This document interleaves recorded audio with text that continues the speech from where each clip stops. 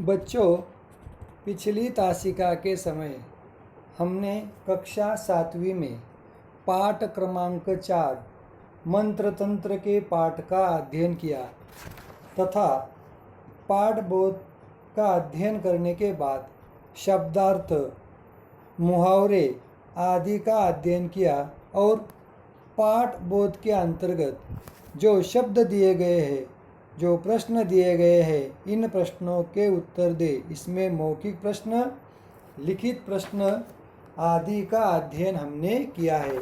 अब हम पन्ना क्रमांक 37 पर दूसरा उपप्रश्न, कहानी के लिए उचित शीर्षक चुने और कारण भी लिखे। इस प्रश्न का उचित शीर्षक हम मंत्र तंत्र इस पाठ को पढ़ने के बाद, इस पाठ का अध्ययन करने के बाद यहाँ पर 3 उचित शीर्षक दिए गए हैं। इसमें का आपको एक उचित शीर्षक चुनकर इसका स्पष्टीकरण देना है, उसका कारण हमें देना है, जैसे मैंने यहाँ पे दिया है। उपप्रश्न क्रमांक 2, कहानी के लिए उचित शीर्षक चुने और कारण भी लिखे। जैसे इसमें का मैंने तीसरा जो उचित शीर्षक है, उद्यम का फल। उद्यम यानी परिश्रम करना, मेहनत करना। उद्यम का फल हमेशा अच्छा ही होता है। जैसे कुमार और उसके साथी ने गांव के लिए तरह तरह के काम किए थे। अपने परिश्रम के माध्यम से, मेहनत के माध्यम से उन्होंने गांव के लिए सड़क, पुल, तालाब तथा कुएं भी साफ किए थे और गांव के लिए आमोद प्रमोद का स्थान हो, इसके लिए चबूतरा बनाया था।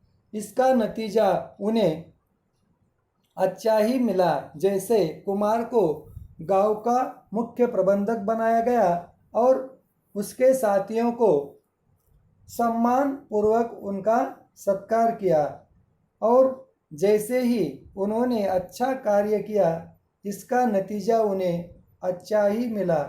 उसकी तुलना में जो उसका साथ न दे रहा था, जो मुखिया ने उनके कामों पर अपनी टांग अड़ाई, मतलब अड़ंगा लगाया, क्योंकि परिश्रम और मेहनत कर रहे हुए लोगों को उन्होंने रोका था। साथ में उनके परिश्रम करने से गाँव वालों को अच्छी आदत भी हो गई थी, लेकिन मुखिया की जुर्माने की आय कम हो गई थी। इसके लिए उसने राजा से शिकायत की और उस शिकायत में वह स्वयं ही फंस गया। इसलिए उद्यम का फल यानी परिश्रम या मेहनत का फल हमेशा अच्छा ही होता है। जैसे कुमार और उसके साथियों ने गांव के लिए सड़क, पुल, तालाब, कुएं साफ किए तथा गांव के लिए चबूतरा बनाया था। इसका नतीजा उन्हें सम्मानपूर्वक गांव में रहने को मिला और राजा ने उनका सम्मान कर उन्हें, कुमार को मुखिया बनाया और उसके साथी को उन्होंने भेंट स्वरूप वस्तुएं दी। इस तरह से कहानी के लिए उचित शीर्षक देकर आप उसका स्पष्टीकरण कारण बता सकते हैं।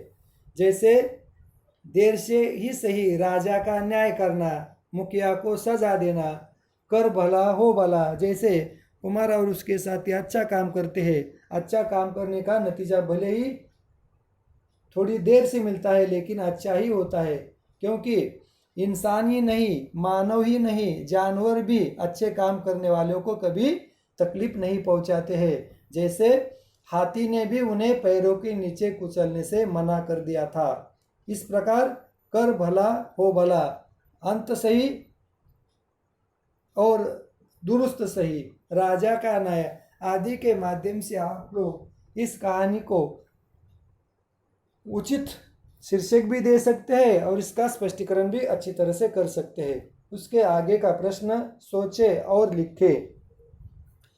परिश्रम भी एक अच्छी आदत होती है। इस विषय पर एक अनुच्छेद लिखिए।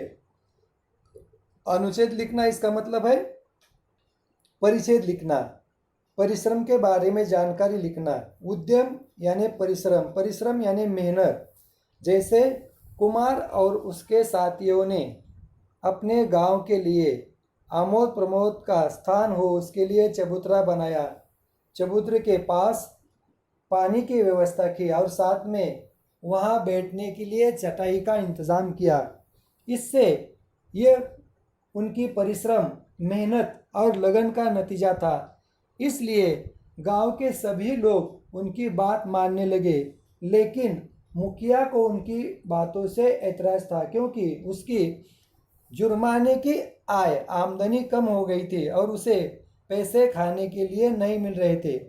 इसकी वजह से वो उनके कामों में टांग अड़ाता था। लेकिन जब राजा को कुमार और उसकी साथी ने जो किया काम था, परिश्रम से, मेहनत से जो सड़कें बनाई थी, तालाब बनाए थे, कुएं साफ किए थे, सड़क बनवाई थी, पुल बनवाई थी, चबूतरा बनवाया था, इससे लोग आनंद थे। आमोद प्रमोद के लिए लोग एक जगह पे आते थे, मनोरंजन होता था, प्रसन्नता से रहते थे, सब तरफ खुशहाली का वातावरण था। और ये सब जो था वो परिश्रम मैंने मेहनत का फल था। जब इस सच का, मेहनत का, परिश्रम का पता कुमार ने राजा को बताया, तब राजा ने तुरंत मुखिया को, जो जिसने शिकायत की, अच्छे लोगों के अच्छे काम करने पर ऐतराज जताया था, अड़ंगा लगाया था और झूठी शिकायत की, उसका अंत भी उस शिकायत के अनुसार ही हुआ। जैसे जिस अच्छे काम करने वाले व्यक्तियों को हाथी के पैरों के नीचे कुचलने की सजा दी थी, उन्हीं सजा के हकदार शिकायत करने वाले मुखिया को ही नतीजा उसका भुगतना पड़ा, क्योंकि कुमार और उसके साथियों ने सच में गांव के लिए अच्छा परिश्रम, मेहनत की थी। इसलिए उसका नतीजा भी अच्छा ही हो गया। और साथ ही राजा ने कुमार को उस गांव का मुख्य प्रबंधक बनाया, ताकि और अच्छे काम इस तरह से आगे भी हो। इसलिए हम परिश्रम के बारे में अच्छी जानकारी लिखकर इसका जवाब अच्छी तरह से परिचित के माध्यम से लिख सकते हैं। और मुझे आशा है कि यह सुनने के बाद आप अच्छी तरह से लिखोगे। आगे बढ़ेंगे पन्ना नंबर 37 पर। भाषा ज्ञान के अंतर्गत यहाँ पर कुछ प्रश्न दिए गए हैं। इन उप प्रश्नों के माध्यम से हम क्या करेंगे, भाषा ज्ञान यानी व्याकरण की जानकारी लेंगे। जैसे एक, नीचे लिखे समस्त पद और उनका विग्रह पढ़े। विग्रह का मतलब है दो शब्दों का अलग अलग पढ़ना, लिखना। जैसे यहाँ पे शब्द दिए गए, साप सुतरी, साप और सुतरी। गृह स्वामी, गृह का स्वामी। प्रतिदिन यानी हर दिन, दिन दिन। आमोद प्रमोद, आमोद और प्रमोद। सूर्य किरणें, सूर्य की किरणें। हाथ पैर, हाथ और पैर। जैसे यहाँ पर बाई और लिखे सभी शब्दों दो शब्दों के मेल से बने हैं, यह मेल समास कहलाता है। और यह मेल समास में दोनों पद प्रधान होते हैं। इसलिए साप सुतरी, साप और सुतरी। आमोद प्रमोद, आमोद और प्रमोद। गृह स्वामी, गृह का स्वामी। सूर्य किरणें, सूर्य की किरणें। प्रतिदिन यानी हर दिन, दिन दिन। हाथ पैर, हाथ और पैर। इसकी डेफिनेशन, व्याख्या यहाँ पे दी गई है, देखो कोष्टक में। पहली व्याख्या, जिस समस्त पद में दोनों पद प्रधान हो, अर्थात एक ही स्तर के हो, तथा विग्रह करने पर योजक शब्द आए, वहाँ द्वंद्व समास होता है। जैसे ईट पत्थर, ईट और पत्थर। पति पत्नी, पति और पत्नी, इस तरह के आप लोग शब्द लिख सकते हैं द्वंद्व समास के अंतर्गत। राधा कृष्ण, राधा और कृष्ण, कई प्रकार के उदाहरण हम लिख सकते हैं। दोनों पद प्रधान होते हैं वहाँ द्वंद्व समास होता है। जैसे ईंट पत्थर, ईंट और पत्थर, पति पत्नी, पति और पत्नी। उसके आगे की व्याख्या, जिस समास में दूसरा पद प्रधान हो तथा पहले खंड के विभक्ति चिन्हों का लोप कर दिया जाए वहाँ तत्पुरुष समास होता है। जिस समास में दूसरा पद प्रधान होता है, पहला खंड का शब्द विभक्ति चिन्हों का लोप होता है, उसे तत्पुरुष समास कहते हैं। जैसे जीव हिंसा, जीवों की हिंसा। प्रतिष्ठा, प्रतिष्ठा को प्राप्त, ऐसे शब्द तत्पुरुष समास के उदाहरण होते हैं। जैसे जीव हिंसा, प्रतिष्ठा, प्रतिष्ठा को प्राप्त करने वाला प्रतिष्ठा। अब तीसरी व्याख्या, जिस समास का प्रथम पद अव्यय, अव्यय यानी अविकारी शब्द होता है, जिसमें विकार नहीं होता है। विकारी शब्द और अविकारी शब्द अलग होते हैं। विकार यानी जिस शब्दों का रूप बदलता है उसे विकारी शब्द कहते हैं। अविकारी शब्द यानी जो मूल शब्द है उसमें बदलाव नहीं होता है, उसे अविकारी शब्द कहते हैं। जिस समास का प्रथम पद अव्यय अविकारी शब्द हो और समस्त पद भी अव्यय हो, उसे अव्ययी भाव समास कहते हैं। जैसे यथाशक्ति यानी शक्ति के अनुसार, यथाशक्ति यानी शक्ति के अनुसार। दूसरा, प्रति वर्ष, प्रति अधिक वर्ष, प्रति वर्ष। इस तरह से हम अव्ययी भाव समास के उदाहरण लिख सकते हैं और यहाँ पे मैंने लिखे भी है। जैसे द्वंद्व समास में 3 उदाहरण लिखे हैं, राधा कृष्ण, राधा और कृष्ण, भाई बहन, भाई और बहन, चाचा चाची, चाचा और चाची, पति पत्नी, पति और पत्नी। यह द्वंद्व समास के उदाहरण है। अब तत्पुरुष समास के उदाहरण जैसे ऊपर दिए, जीवों की जीव हिंसा, जीवों की हिंसा। प्रतिष्ठा, प्रतिष्ठा को प्राप्त, प्रतिष्ठा।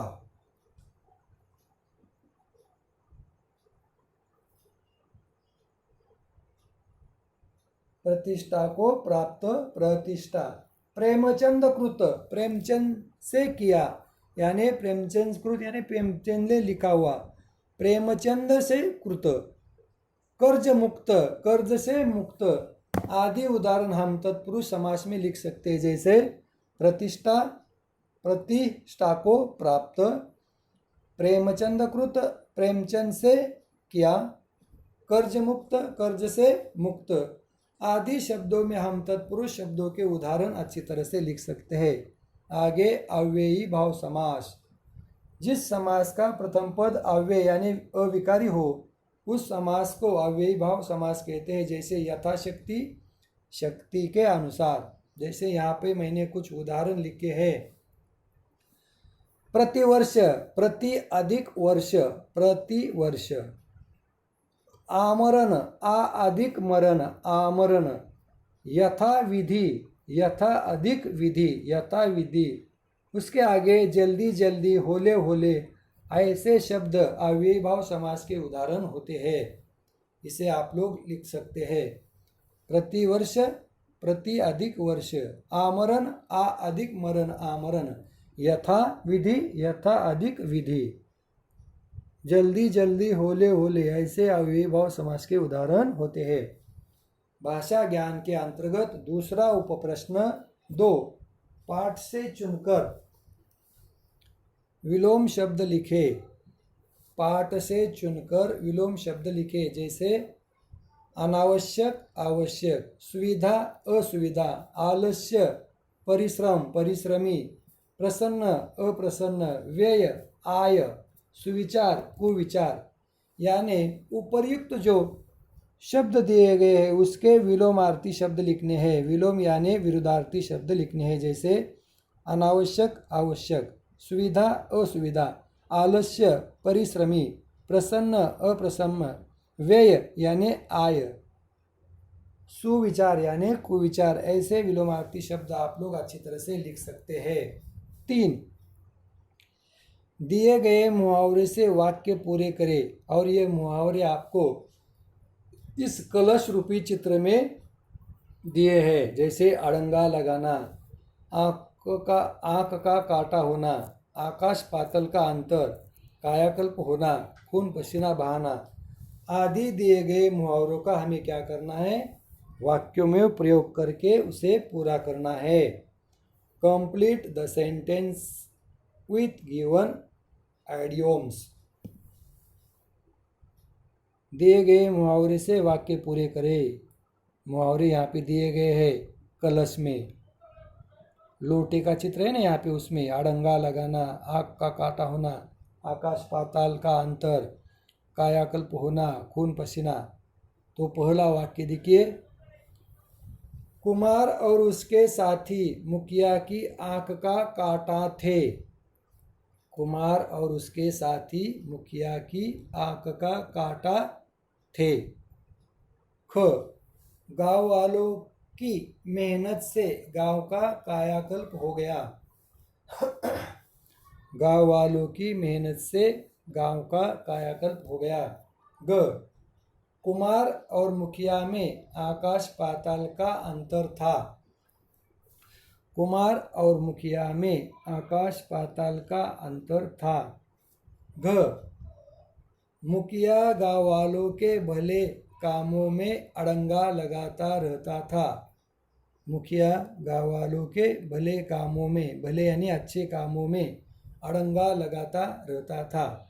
ड, गांव वालों ने खून पसीना बहाकर अपने गांव को खुशहाल बना लिया। गांव वालों ने खून पसीना बहाकर अपने गांव को खुशहाल बना लिया। आगे देखिए पन्ना नंबर 38 पर।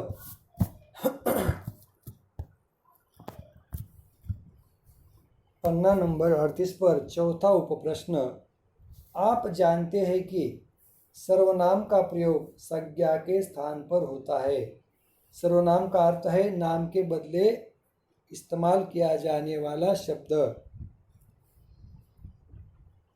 सबके नामों के लिए प्रयुक्त शब्द ही सर्वनाम होते हैं। इसके 6 भेद है। भेद यानी प्रकार, मुख्य भेद, मुख्य प्रकार। सर्वनाम में पहला पुरुषवाचक सर्वनाम, दूसरा निजवाचक सर्वनाम, तीसरा अनिश्चयवाचक सर्वनाम, चौथा निजवाचक सर्वनाम, पांचवा संबंधवाचक सर्वनाम आदि से हम क्या करते हैं, तरह तरह के नाम के बदले सर्वनाम शब्द का इस्तेमाल करते हैं। जैसे पुरुषवाचक सर्वनाम में हम उत्तम पुरुष होता है ना, वहाँ पे मैं हम का प्रयोग करते हैं। पुरुषवाचक सर्वनाम में उत्तम पुरुष होता है, वहाँ पे मैं हम का प्रयोग किया जाता है। मध्यम पुरुष होता है, वहाँ पे तुम आपका आप सर्वनाम का उपयोग किया जाता है। मध्यम पुरुष में तुम आप सर्वनाम का प्रयोग किया जाता है। और अन्य पुरुष में यह वह आदि पुरुषवाचक सर्वनामों का उपयोग किया जाता है। निश्चयवाचक सर्वनाम में यह वह, अनिश्चयवाचक कोई कुछ, निजवाचक सर्वनाम में आप खुद स्वयं, निज यानी व्यक्तिवाचक, संबंधवाचक यानी संबंध दर्शाने वाले सर्वनाम में जो सो, जैसा वैसा आदि सर्वनामों का उपयोग। यहाँ पे सर्वनाम का प्रयोग संज्ञा के स्थान पर होता है। जैसे इनके प्रकार पुरुषवाचक सर्वनाम, निश्चयवाचक सर्वनाम, अनिश्चयवाचक सर्वनाम, निजवाचक सर्वनाम, संबंधवाचक सर्वनाम। इसमें पुरुषवाचक सर्वनाम उत्तम पुरुष मैं हम, मध्यम पुरुष तुम आप, अन्य पुरुष यह वह। यानी पुरुषवाचक सर्वनाम में पुरुषवाचक वाक्यों में संज्ञा के बदले मैं, हम, तुम, आप, यह वह आदि का सर्वनाम का उपयोग किया जाता है। निजवाचक सर्वनाम में यह वह, अनिश्चय में कोई कुछ, निजवाचक में आप, खुद, स्वयं। संबंधवाचक में जो, सो, जैसा, वैसा आदि सर्वनामों का उपयोग किया जाता है। जैसे एक उदाहरण यहाँ पे दिया गया है, जो जैसा करेगा वैसा ही भरेगा। जो जैसा करेगा वैसा ही भरेगा, जैसी करनी वैसी भरनी। जो अकेला है सो क्षुद्र है। जो, सो। जो अकेला है वो कैसा है? क्षुद्र है। जो, सो। ऊपर लिखे रेखांकित शब्द संबंधवाचक सर्वनाम है। जो, सो, जो, सो ये संबंधवाचक सर्वनाम है। जैसे जैसा का जैसा करेगा वैसा भरेगा। जो अकेला है वो सो क्षुद्र है। संबंधवाचक सर्वनाम वे होते हैं जो एक सर्वनाम का संबंध दूसरे सर्वनाम से जोड़ते हैं। देखो, संबंधवाचक सर्वनाम में क्या होता है? एक सर्वनाम का संबंध दूसरे सर्वनाम से जोड़ते हैं। जैसे जो, सो, जिस, उस, जैसा, वैसा आदि संबंधवाचक सर्वनामों का वाक्य में प्रयोग करें। जो, सो, जो करे सो भरे। जो करे सो भरे। जिसकी लाठी उसकी भैंस। जिसकी लाठी उसकी भैंस। जैसा, वैसा, जैसा करेगा वैसा भरेगा। इस तरह के हम व्याकरण के माध्यम से उपयोग में लाए गए नाम सर्वनाम का उपयोग संबंधवाचक सर्वनाम के माध्यम से करते हैं। पांचवा उपप्रश्न, वर्ण ध्वनि विच्छेद करें। जैसे यहाँ पे 3 शब्द दिए गए हैं, उपद्रव, सुविधा और उत्पात आदि शब्दों को हमें क्या करना है? ध्वनि विच्छेद के माध्यम से सेपरेटली उसका अलग अलग उच्चारण करके लिखना है। जैसे उपद्रव, उ, प, अ, द, र, अ, व, अ, क्योंकि रस्व उ, उसके बाद प का रस्व अ, द का रस्व र, अ, व, अ, उपद्रव। अब शब्द लिखिए, सुविधा। सु, स, उ, व, इ, ध, आ, सुविधा। उत्पात, उ, त, पा, त, उत्पात। उ, त, प, आ, त, अ, उत्पात आदि शब्दों का हम वर्ण ध्वनि विच्छेद करके हर एक अक्षर को अलग अलग लिख सकते हैं। जैसे यहाँ पे लिखा गया है, इसका मैंने वाचन भी किया है। उपद्रव का उ, प, अ, द, र अधिक अ अधिक व अधिक अ। सुविधा का स अधिक उ अधिक व अधिक ई अधिक ध अधिक अ, सॉरी आ। उत्पाद का उ अधिक त अधिक प अधिक आ अधिक त अधिक अ, उत्पात आदि शब्दों को हम वर्ण ध्वनि विच्छेद के माध्यम से अलग अलग उच्चार करके लिख सकते हैं। आगे बढ़िए कुछ करने को। अब यहाँ पे भी कुछ उपक्रम दिए गए हैं। आपके गांव में कुछ ऐसे लोग आ गए हैं जिनसे आप परेशान हैं। पुलिस कमिश्नर को इसकी सूचना देते हुए एक शिकायती पत्र लिखे। देखो, पत्र लेखन के अंतर्गत हमने औपचारिक पत्र और अनौपचारिक पत्र देखे हैं। औपचारिक पत्र के माध्यम से जैसे हमने घंटा गाड़ी की मांग की थी, उसी प्रकार आपके गांव में कुछ अज्ञान लोग आए हैं और वो परेशान कर रहे हैं। इसके लिए पुलिस कमिश्नर को पत्र लिखकर आप लोग शिकायती पत्र अच्छी तरह से लिख सकते हैं। 2, आप अपने आसपास के वातावरण का अवलोकन कर ऐसी 5 बातें लिखिए जिनमें आप सुधार चाहते हो। जैसे गांव के लड़के कुमार ने अपने आसपास के वातावरण का मुआवजा निरीक्षण करने के बाद उसने गांव के लिए जो 5 अच्छी बातें चाहिए थे ना, जैसे गांव के लिए सड़क बनाना, गांव के लिए तालाब खोदना, गांव के लिए पुल बनाना, गांव के लिए कुआं साफ करना, गांव के लिए चबूतरा बनाना आदि सुविधा में उसने क्या किया था, अपने कामों के माध्यम से, परिश्रम के माध्यम से लोगों को साथ में लेकर उन्होंने अपने लिए जो आवश्यकता थी उस सुविधा को उन्होंने बनाया था। इस तरह से कुछ करने को माध्यम से आप लोग अच्छी तरह से उपक्रम लिख सकते हैं। और हाँ, हिंदी की जो हम यूनिट टेस्ट लेने वाले हैं पहली, उसके लिए आप लोगों को कक्षा 7वीं में हिंदी विषय को लेकर वानर से मानव तक कविता, किताब की कहानी लेख, न्याय मंत्री कहानी, यहाँ तक का हिस्सा आपको यूनिट टेस्ट फर्स्ट के लिए है।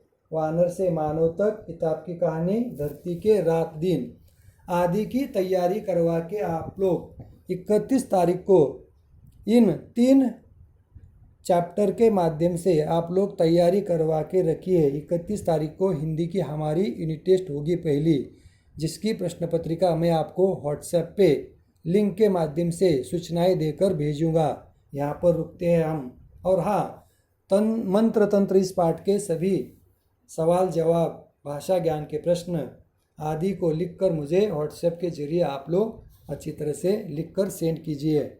यहाँ पर रुकते हैं हम। धन्यवाद।